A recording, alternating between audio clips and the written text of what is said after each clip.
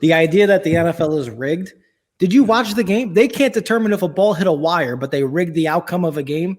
I mean, that was my favorite part of the AFC Championship game. Well, and that was going to be my transition here into that game. This is the next game we talk about. Remember, the answer I gave at the top is yes, Patrick Mahomes is. And that question is, did this game finally, hopefully, put to rest the question, is Patrick Mahomes the best quarterback in football? Well, if it didn't, then you're the problem. Okay? If you can't see that after this game, then it ain't a Mahomes problem. It's a you problem. Okay? Let's just run through some things. Patrick Mahomes went into that game on one leg. And you can say, oh, he was fake. Man, shut up. Okay? It's a high ankle sprain that is normally a 3 to 6 week injury. Normally 3 to 6 week injury. He got to the game designated with no injury issue because of the great job Bobby Stroup and everybody on that Chiefs training staff did. So he's out there with one leg. Okay? He then proceeds to lose on the first drive their best cover corner in L'Jarius Sneed. Mm-hmm. He then proceeds to lose their best linebacker in Willie Gay. And then at various times during the game, Juju Smith-Schuster, Mecole Hardman, who had just come back after 8 weeks or 10 weeks out, and Kadarius Toney all leave the game. So 3 of his top 4 receivers, I know Travis Kelce is still there with back spasms, but he's a tight end. 3 of his top 4 wide receivers are now out of the game. And he throws for more yards and more touchdowns and fewer turnovers than Joe Burrow, who has Higgins and Chase. And yes, Boyd got hurt. I understand that. But I'll take Higgins and Chase over Marquez Valdez-Scantling, Sky Moore, and somebody named Marcus Freeman. I was Sunday days old. No. Marcus Kemp. Or he's Kemp. Marcus Kemp. I was Sunday. Give me his name right. That just shows you. Marcus Freeman. Who was he? He was a pitcher in baseball, I think. I was Sunday days old when I learned that there was a receiver for the Kansas City Chiefs named Marcus Kemp. And he caught a pass in the fourth quarter from Patrick Mahomes of the AFC Championship game. A conversion, a first down conversion. Come on, okay? You can pretend that he's not that, but you know what? You're just pretending, okay? And I love Joe Burrow. Don't get me wrong. I love Joe. Joe Burrow's great. But how many times did he go, F it? Hey, Chase, go get it. It's like, gotcha, boss. That was their offense. That was their offense on Sunday, Trey. That player does not exist for Patrick Mahomes. He does not exist. No. They schematically have to find ways to get mismatches. They don't have Higgins. They don't have a Chase. And he didn't have anybody, quite frankly, in that game. And he threw for 300 yards, threw for 2 touchdowns, didn't throw an interception. Now, he had that weird fumble thing where he's trying to do all that. Burrow threw 2 back-breaking interceptions and one at the end of the first half, which, by the way, the Chiefs botched completely. Can we talk about that for a second? Let's talk about the Andy Reid. Andy, you've had like 2 decades to figure this out, brother, and you haven't done it yet. But go ahead, Trey. He's first ballot Hall of Fame coach. Let's be clear. Yeah, but Andy has this propensity to forget. It. Yeah, he has this propensity to forget the running game. Yeah. Like for example, a few years ago, in the wildcard game in which Marcus Mariota then with the Titans threw a touchdown pass to himself. I think in the first half the Chiefs were up like 17-0 or 21-0, and Kelce gets hurt. And at that point, that was the Kareem Hunt year when Kareem Hunt came out of Toledo and was just lights out for them. Yep. I think he ran the ball 3 times in the second half. You don't have Travis Kelce, who was your best pass catching option at that time because of a concussion. And you have a lead, and you have Kareem Hunt, who was destroying people. He ran it like 3 or 4 times in the second half, and they ended up losing that game to Tennessee. Just a disaster. So I preface that because here was the situation. They just picked off Joe Burrow. It's 13-3. They have a 10-point lead. There's 2 minutes and 30 seconds left in the first half. Now, as soon as they picked it off, what goes in my mind is this half ends one of 3 ways, with the Chiefs kicking an extra point, with the Chiefs kicking a field goal, or with the Chiefs punting. Let us not give the ball back to Joe. That is rule number 1. Let us end the ball with the half. So we at least have a 10-point lead, and then we get the ball to start the second half, and maybe we can increase on that lead. Yeah. So you have to think, manage the situation, and then hope for points. So what did they do? First down throw, second down throw, third down throw, punt. They didn't even get to the 2-minute warning. They burned 19 seconds off the clock with those 3 incompletions. By the way, again, no receivers available to Patrick Mahomes. If they run it one time,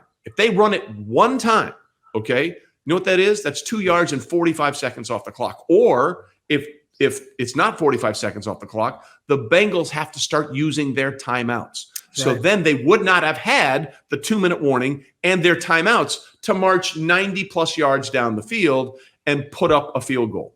I said to myself as it happened, oh my God, the Chiefs are going to screw it up again. Last year in the AFC Championship game, they just threw away 3 free points when they threw it with no timeouts to Tyreek Hill and couldn't get in the end zone instead of just kicking a field goal that would have put them up 14. Why is that significant? Because if the game had played out the same way in the second half, that would have been the difference in the game. They wouldn't have needed that field goal at the end of the game to tie it. That would have been to win it and go to their 3rd straight Super Bowl. That's how significant that was. So instead, they did it again this year.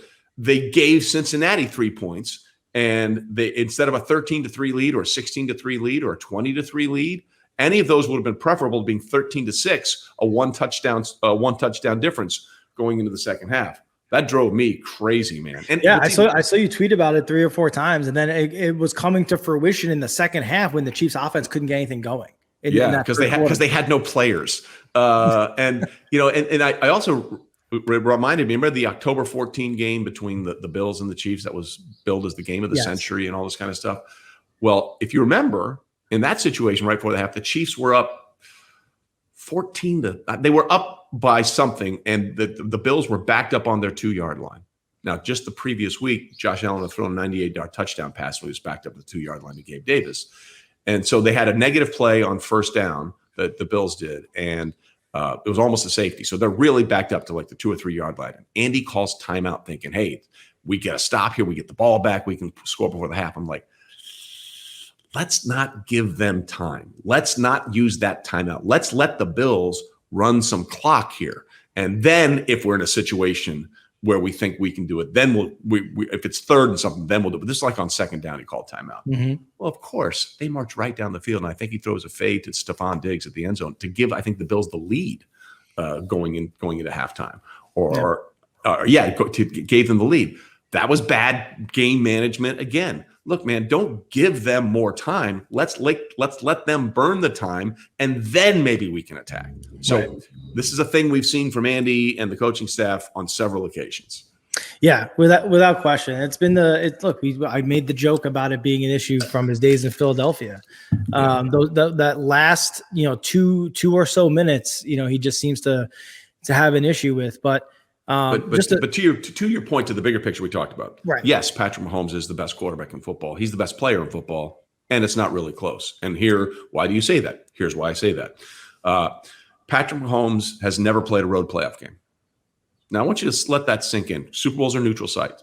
Patrick Mahomes has started an AFC Championship game at Arrowhead every year he's been a starter. 18, 19, 20, 21, 22. Is that good? That's good? Yeah, well, look, for perspective, prior to Patrick Mahomes getting to Kansas City, the Chiefs had hosted 0 AFC Championship games. Oh, wow. There seems to be a big difference there. And ever since he got there, they've only hosted AFC Championship games. With that win, I mean, think about it.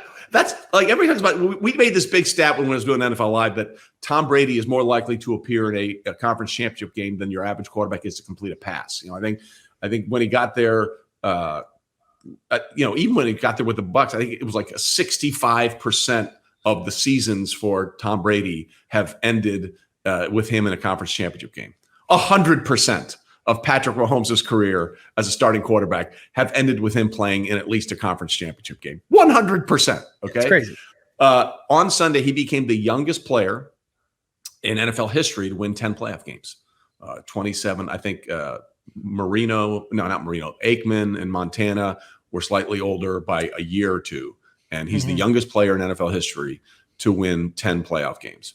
He also on Sunday, and you got to word this correctly, when they got the ball back with 41 seconds and went on to win, that was the 3rd time in his career where he has gotten the ball back with less than a minute to play in a playoff game, either behind or tied, and has gone on to lead the team to a victory.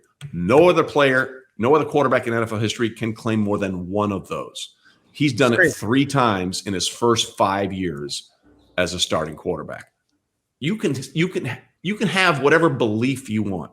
You can want something to be true. And fan is short for fanatic. And I love it if you're a Josh Allen guy or a Justin Herbert guy or a Joe Burrow guy.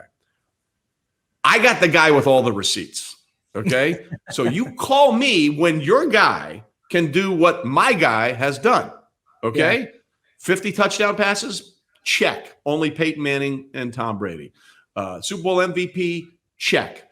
Regular season MVP? Check. Going to be 2-time MVP. He's already won the Pro Football Writers. He's going to win the AP again. Oh, no, by the way, when he does that, Patrick Mahomes will become the first player in NFL history with 2 regular season MVPs and a Super Bowl MVP before the age of 30. He's 27, right? Yeah. You can be sick of him. You can be sick of the Chiefs. You can be sick of his brother on TikTok and his wife. And I can certainly understand why you would feel that way at times. But don't disrespect what you're watching right now.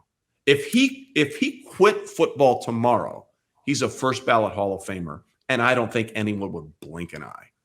No, I've said to you many, many times, Patrick Mahomes is the greatest quarterback I have ever seen. And one leg, bro. One leg. I saw a great analogy the other day that said, Tom Brady, he is Bill Russell, the most accomplished football player of our lifetime. Yep. But Patrick Mahomes is Michael Jordan. Yep. He is the greatest player. He's the greatest quarterback I have ever seen. And I will say this, and I don't think this is a hot take. If anyone's been following me for long enough, I feel this way, genuinely. On his best day, Trey, on his best day, Tom Brady couldn't even think about doing with a football what we've seen Patrick Mahomes do. I want to be clear about that. I started thinking about this too. Let's just look at the games that we've seen since Patrick Mahomes in the playoffs alone. Forget everything else. The playoffs alone that he has given us as a starting quarterback for the Chiefs. His first year, an overtime thriller duel with Tom Brady in the AFC Championship game. That if D Ford doesn't line up off sides, we have the possibility. Because that was a game-ending interception. Yeah, it was it. It was over. It was a game-ending interception, but D Ford lined up in the neutral. Again, had nothing to do with the play. It was just D Ford being dumb. If that doesn't happen, we're talking about Patrick Mahomes has gone to 3 straight Super Bowls, potentially 4 and 5 in a row if they hadn't messed up the end of the first half against the Bengals. All right, so that's the first one.